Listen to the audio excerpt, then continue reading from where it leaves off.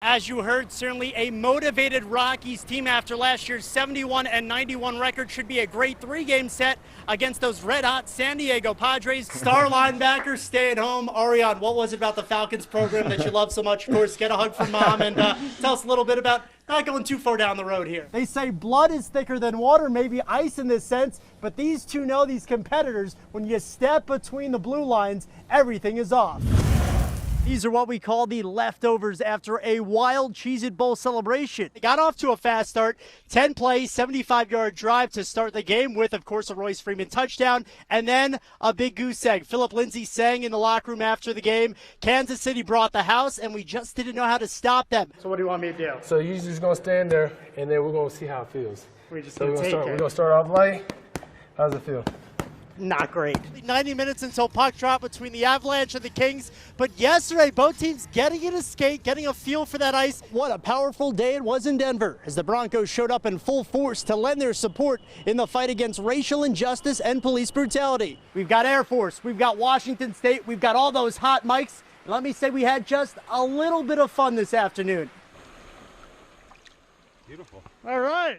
Let's go. That was so much fun. Time now for helmet stickers. Three best efforts from the night. Have to start, Jake, with Pueblo West. Big time. Cyclones beating Rampart 28-14 for the 4A Pikes Peak crown. I know you've called a lot of hockey games over the years, but a game like this with this kind of magnitude, it's a little extra special, right? It really is. I'm looking forward to it. I have been for a while. This is really cool. Yeah. This is awesome, Robin Elizabeth, and a very cool opportunity, of course, for a pair of his biggest fans.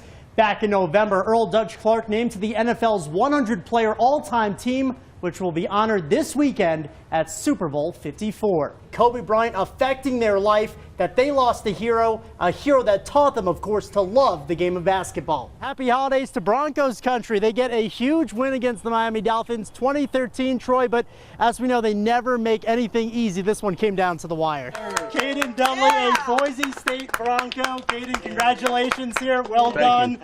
What was it about the Broncos program that you love so much? This must be really exciting for you. Get to cover your alma mater, a great college football game. I mean, are you pumped up? Are the juices flowing? Yeah, I'm excited for the game, period. The year was 1961. JFK was president, and the Lamar Savages were playing for the 2A state championship. Are nothing to hang their heads about. This team won 2 games 3 years ago. Now they played for a 2A state championship, so a lot of good for them moving forward. Good evening, Rob. More than a dozen schools in Colorado feature Native American nicknames. One of the most debated, the Lamar Savages. So we headed east to see where this community currently stands on defining pride. Driving into Lamar, you can immediately sense there is big pride in this small town of around 8,000. I grew up with Savages. My whole entire family. Savage pride. Whenever Savages comes to mind, it means to me that a warrior. We don't stop on the football field. We've just been pushing through it, fighting all the way till the end. 4 years ago, the state commissioned an American Indian representation study and recommended Lamar eliminate its mascot and any derogatory names or images. But most people in the southeastern Colorado town say their famed nickname is anything but offensive. Made me like proud, happy with the Savages. When I go like somewhere else and I have my mascot with Savages on it, and it make me happy about it and proud of it being a Savage. The Savage nickname dates back to at least 1910, and some believe in light of recent events, it's time for this town to make a change. I understand that it's definitely a symbol of our local community, but I can also see the ramifications of behind somebody wanting to create change and how it can be potentially, and really I believe is pretty harmful to Indigenous people.